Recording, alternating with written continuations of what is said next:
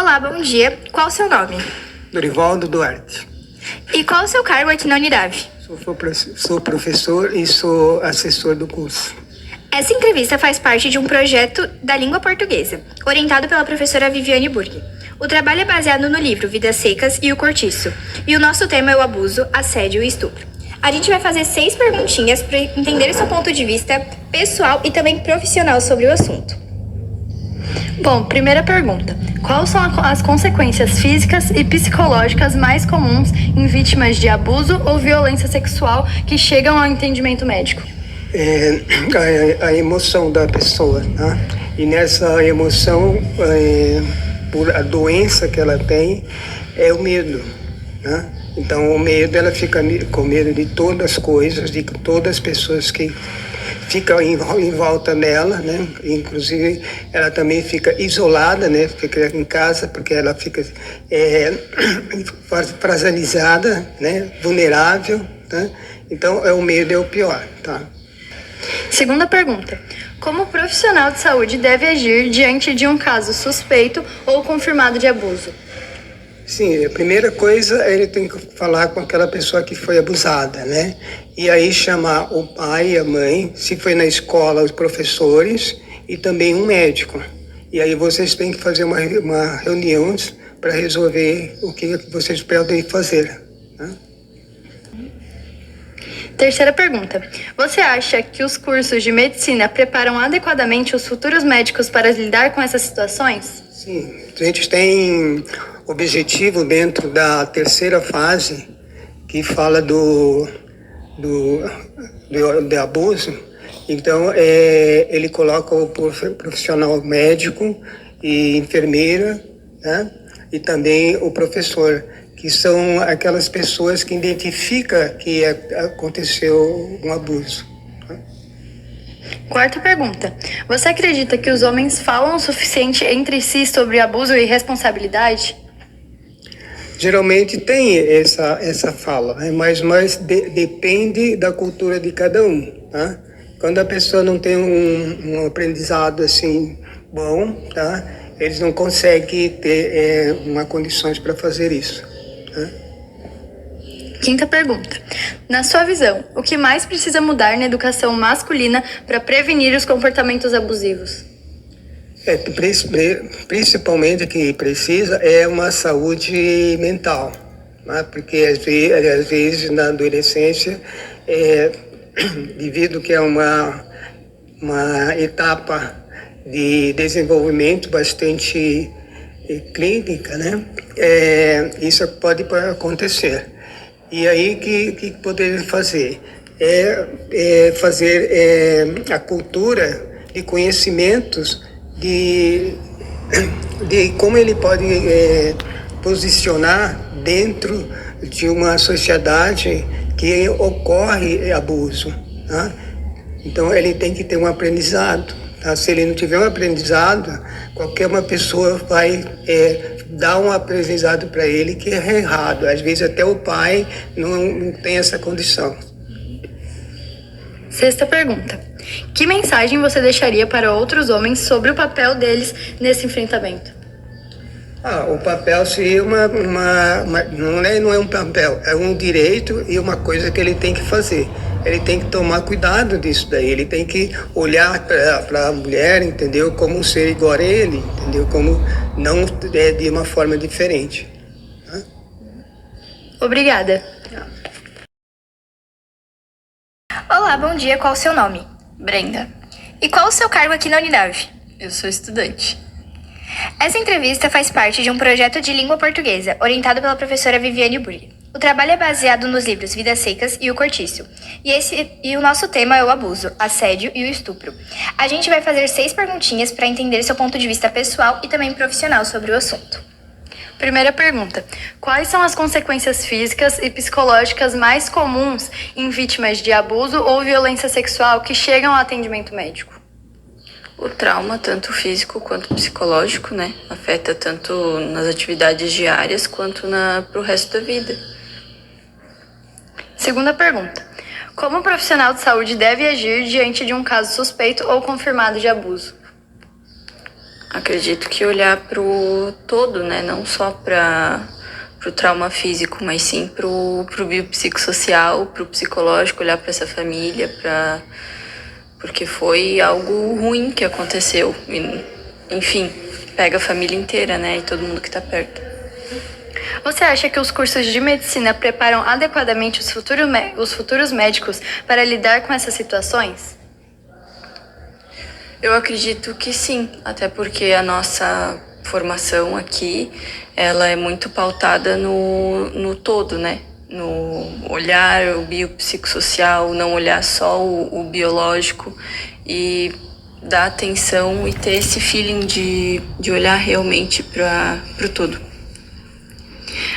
Você acredita que as mulheres falam o suficiente entre si sobre abuso e responsabilidade? Eu acho que talvez não, porque é uma coisa muito machuca, né, falar sobre isso. Então, eu acredito que não seja algo abordado num grupo de amigas, ou talvez numa reunião, ou num jantar. É algo que realmente, né, só quer esquecer e passar por cima disso e continuar vivendo. Então, eu acredito que não seja algo discutido, mas justamente por essa dor e por esse trauma que é gerado.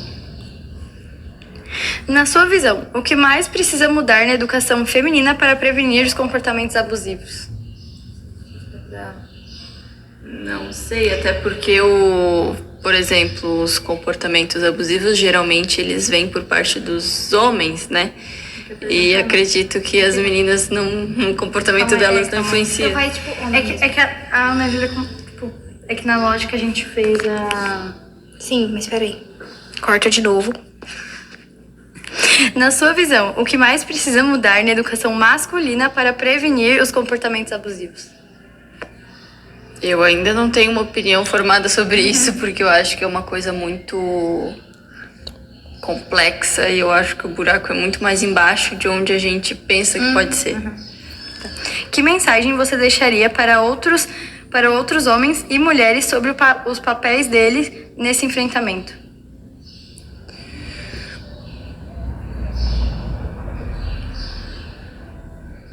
Bom, acho que é algo que tem que ser combatido, né? E nunca é culpa da vítima, porque muitas vezes, talvez por se sentir culpada, que é o que é dito hoje, né? Por exemplo, aconteceu porque teve culpa ou teve contribuição, e na verdade não, a vítima nunca teve culpa. Eu acho que por isso ser tão enraizado hoje em dia, acredito que seja tão difícil falar sobre, né? Por medo do julgamento de todos. Obrigada. Você acredita que as mulheres falam o suficiente entre si sobre abuso e responsabilidade? Eu acho que talvez não, porque é uma coisa muito machuca, né, falar sobre isso. Então, eu acredito que não seja algo abordado num grupo de amigas, ou talvez numa reunião, ou num jantar. É algo que realmente, né, só quer esquecer e passar por cima disso e continuar vivendo. Então, eu acredito que não seja algo discutido, mas justamente por essa dor e por esse trauma que é gerado. Na sua visão, o que mais precisa mudar na educação masculina para prevenir os comportamentos abusivos? Eu ainda não tenho uma opinião formada sobre isso, porque eu acho que é uma coisa muito complexa e eu acho que o buraco é muito mais embaixo de onde a gente pensa que pode ser. Tá. Que mensagem você deixaria para outros homens e mulheres sobre os papéis deles nesse enfrentamento? Bom, acho que é algo que tem que ser combatido, né? E nunca é culpa da vítima, porque muitas vezes, talvez por se sentir culpada, que é o que é dito hoje, né? Por exemplo, aconteceu porque teve culpa ou teve contribuição, e na verdade não, a vítima nunca teve culpa. Eu acho que por isso ser tão enraizado hoje em dia, acredito que seja tão difícil falar sobre, né? Por medo do julgamento de todos. Obrigada.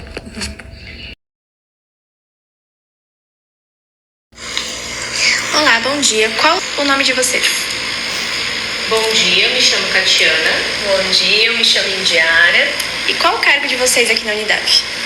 Nós somos psicólogas institucionais do SAP, que é o Serviço de Apoio Psicológico e Psicopedagógico aqui da unidade. Essa entrevista faz parte de um projeto de língua portuguesa orientado pela professora Viviane Burger. O trabalho é baseado nos livros Vidas Secas e O Cortiço, e o nosso tema é abuso, assédio e estupro. A gente vai fazer 6 perguntinhas para vocês para entender o ponto de vista pessoal e também profissional sobre esse assunto. A primeira pergunta é: quais são os principais impactos psicológicos que vocês observam em vítimas de assédio? Bom, quando a gente pensa no assédio, né, justamente por a vítima ela estar exposta recorrentemente aos episódios de um assediador, né, o impacto que isso pode ter, principalmente na saúde mental, ele pode se manifestar em diversos transtornos, como ansiedade, depressão, né? E por que isso vai se manifestando? Porque a vítima, ela vai se configurando talvez com sentimentos de inadequação, autoquestionamentos, né, de que se tem algo de errado com ela, né, se ela talvez o que ela possa estar fazendo, e aí aqui a gente já está falando da culpa que possa estar levando a ela estar naquela situação e até posição de estar sendo assediada, né. Paralelo a isso, né, surge a vergonha, o constrangimento, a evitação, né, não querer mais estar naquele espaço, naquele ambiente. A depender do caso onde o assédio está acontecendo, pode inclusive gerar uma dúvida em relação à própria capacidade, né, então, por que eu não estou tendo acesso a isso? Será que é porque eu não tenho capacidade? Né? Ou eu preciso me submeter a algumas coisas para alcançar? Então isso coloca tudo em xeque, às vezes até a identidade da pessoa. E além disso também a pessoa acaba tendo uma modificação na sua rotina diária, por exemplo. Então, ao acordar e trabalhar. Então, talvez ao acordar ela já não queira mais ir para o espaço de trabalho. Talvez ela acaba estando nesse período, né, nesse momento isolada por medo que as cenas ou as situações voltem a se repetir. Então essas situações, né, em relação ao assédio, acabam interferindo nessas questões, como a gente comentou, mas também nessa questão de uma rotina diária, de algo natural que ela faria durante o dia, acaba sendo impactante, sendo difícil para que ela continue exercitando as coisas normais do dia dela. A depender como isso se configura, né, e da recorrência e do quanto período essa pessoa vai estar exposta também a essas práticas de assédio, isso pode inclusive ir configurando um trauma emocional, um trauma psicológico. As estratégias terapêuticas ou de acolhimento costumam ajudar na recuperação emocional dessas pessoas que sofrem com assédio. O primeiro passo é ela ter esse ambiente de escuta, sem julgamento, né? Então essa pessoa ter esse acompanhamento, esse apoio psicológico, tá? Ter esse espaço onde ela possa falar o que ela quiser, as situações que vêm acontecendo com ela, e utilizar sim de estratégias terapêuticas que auxiliem essa pessoa a externalizar esses sentimentos, né? Conseguir revelar de fato o que vem acontecendo, o que incomoda, para que ela consiga de fato conseguir organizar, gerenciar essas situações para lidar melhor, né? Ou em si tomar atitudes para que isso pare de acontecer.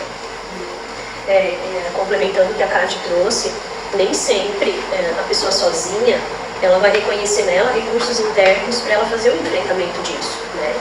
E quando a Kate coloca essa questão de ter um espaço para que ela se sinta segura, se a gente for pensar no contexto do trabalho, né, que de fato tenha um sigilo também ao levar essas informações, né?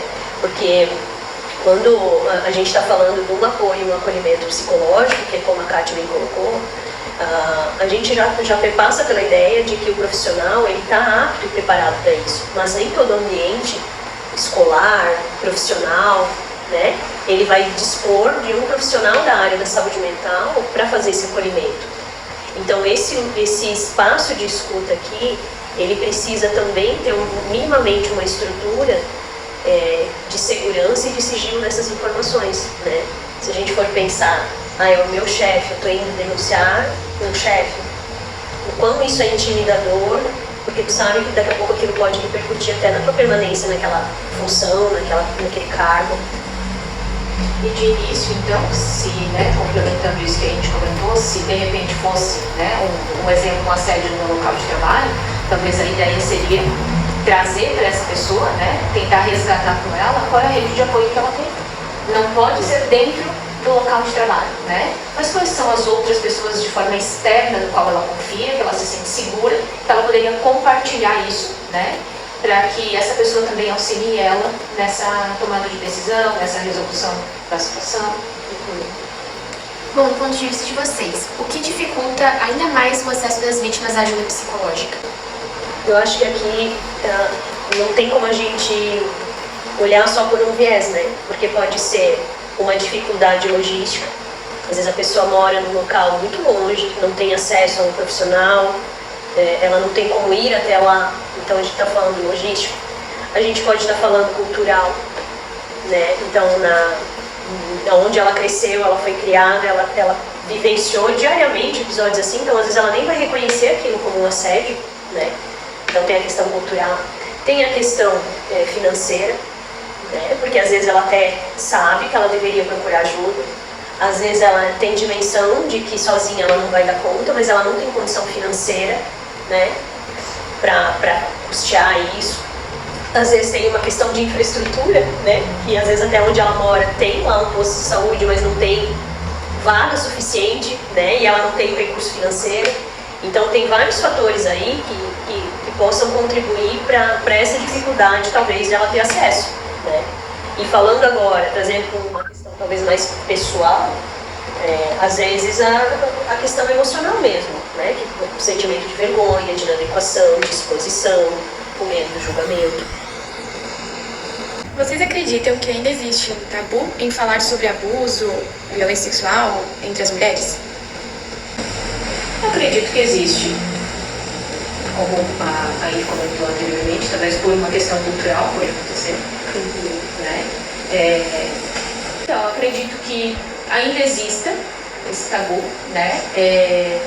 Para nós aqui no setor é algo, não vou dizer que é natural, mas é algo comum isso acontecer. Então aqui não existe esse tabu, mas talvez se a gente pensar do outro lado, do nosso paciente, do nosso estudante que chega, talvez ainda para ele exista, né? Então talvez pelo fato de não ser, de achar que não é compreendido, de achar que de fato não está acontecendo, que é coisa da cabeça dele, ou de achar que isso é algo natural, que ele interpreta diferente, né? Então, se a gente olhar para faixas etárias, se a gente for pensar em atender um adolescente, atender um adulto jovem e talvez atender um idoso, ali já tem diferenças em relação a esse entendimento, né, de assédio, porque muitas vezes para um deles, né, isso nem é entendido, nem é compreendido de fato como um assédio. Então acho que essa, se a gente olhar pelo lado do paciente, a gente poderia dizer que talvez para ele exista. E quando tu traz isso é interessante, e talvez até eu vou deixar aqui uma provocação para quem está ouvindo aqui. Como é para ti? É um tabu? Tu se sentiria confortável para falar o que você está sofrendo, um assédio? Para quem você falaria? Tu ficaria com vergonha, constrangido, ou seria fácil para ti procurar ajuda? Porque isso já diz muito sobre o tabu que tem dentro da tua realidade, ou não. Bom, como vocês avaliam a forma que a sociedade lida com as vítimas e com os agressores? Bom, eu percebo, né, assim, do que a gente vem lendo, do que a gente vem observando de políticas públicas que vêm sendo pensadas, então, assim, eu percebo que há um movimento muito grande querendo amenizar, né, a questão do assédio e a questão de violências, né, mas a gente sabe que entre ter essa política pública, ter as leis, ter uma infraestrutura que dê esse suporte do que realmente acontece, a gente está longe do que seria o ideal, né? Então a gente percebe que há sim um movimento, um cuidado muito significativo em relação a isso. As empresas, né, elas estão implementando ouvidorias, por exemplo, as escolas estão tendo canais de denúncia, né? As pessoas, até a veiculação da rede social, acho que elas se sentem até mais seguras para expor, mas não necessariamente eu percebo que ainda a gente está num ideal de a pessoa receber o apoio que ela precisaria, de ter acesso de uma forma natural a isso. Ainda é uma coisa que parece que é meio programado, eu preciso ir lá, não é uma coisa natural de si, eu vou lá como eu iria no dentista ou como eu iria no médico, né? É algo que tu precisas pensar em como tu vai fazer. Então isso acho que já comunica que a gente está bem longe ainda, né? A gente pode pensar que talvez a teoria, né, do papel, ela né, olhando, ela funciona muito bem, mas na prática, talvez muitas situações ainda precisam ser ajustadas, né? Então, para que a pessoa de fato ela busque isso, ela precisa se sentir segura, né? Para fazer essa busca, quando a gente está falando de assédio. E será que as pessoas neste lugar, elas se sentem seguras para isso, né? Será que no meu local de trabalho eu vou conseguir fazer isso e não ficar pensando, será que alguém vai saber? Será que se alguém descobrir eu posso ganhar ponto por isso? Né? Ou seja, eu acho que existe ali uma teoria, talvez que funcione, mas que na prática ainda tem muitas coisas soltas que precisam ser ajustadas. E é tão interessante isso, né? Porque a gente vê ainda que também tem uma questão bem diferente. Então, quando a mulher ela é assediada, às vezes é até mais comum, né? Mas olha como inverte quando a vítima do assédio sexual é um homem. A chefe está abusando dele sexualmente, assediando sexualmente, né? Como que a gente recebe essa informação? Olha como já soa diferente no ouvido, né? Quando a vítima, às vezes, nesse caso, ela é masculina, né? Então eu percebo que sim, tem ainda muita coisa que precisa ser socialmente compreendida, amadurecida e talvez até preparada para permitir a gente ter aí um trabalho ideal. Que mensagem vocês deixariam para mulheres que já passaram por situações de abuso, assédio? Acho que a primeira não foi sua culpa. Ninguém tem o direito de fazer algo ou cometer qualquer tipo de violência, independente de quem seja. Ninguém tem o direito de infringir o direito do outro ao respeito, a ser, né, respeitado. E acho que o segundo seria pedir ajuda, buscar ou na tua rede de apoio ou com profissionais que tenham uma competência técnica, uma formação adequada para te auxiliar a lidar com essa situação, te orientar de uma forma fundamentada, talvez eu diria, direta, no sentido assertiva, né? Para que você consiga achar talvez uma solução menos danosa, né? E talvez entender que o maior desafio vai ser ela talvez encarar o constrangimento que ela está tendo em pedir essa ajuda. Talvez esse é o passo mais difícil nesse momento, né? Porque isso tudo aqui que a gente está abordando, talvez a pessoa até saiba, mas ela superar talvez romper, né? Fazer o enfrentamento dessas emoções negativas não saudáveis, que são paralisantes, né? Como a culpa, a vergonha, o medo do julgamento. Talvez é um passo mais difícil de romper agora nesse primeiro momento, mas se a pessoa conseguir fazer isso, eu acho que ela já avançou em busca de uma melhora, né? E também para que essa pessoa, enfim, entenda que nunca é tarde para resolver essas questões, para falar sobre isso. Mas isso já aconteceu há tanto tempo, né? Mas isso ainda está aí, então de alguma forma está aparecendo, né? Então talvez ela olhar para si com carinho, né? Se permitir talvez falar sobre isso e entender que falar, colocar para fora, como a gente costuma dizer, ele é um processo, e ele é um processo realmente que vai auxiliar nesses momentos quando nós falamos de assédio. Então, ter isso só para essa pessoa certamente não é algo que vai melhorar.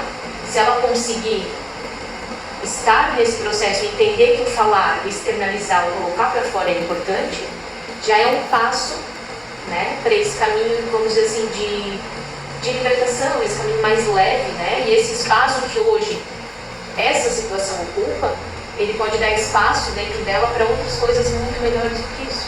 Eu acho que talvez essa pessoa se permitir a pegar isso na mão, como a gente fala, né, e olhar para isso e perceber que isso pode ser resolvido para ela. Acho que acima de tudo, para ela, né, não para ninguém, mas para ela em si como indivíduo, como pessoa. Muito obrigada, meninas, pelo tempo de vocês.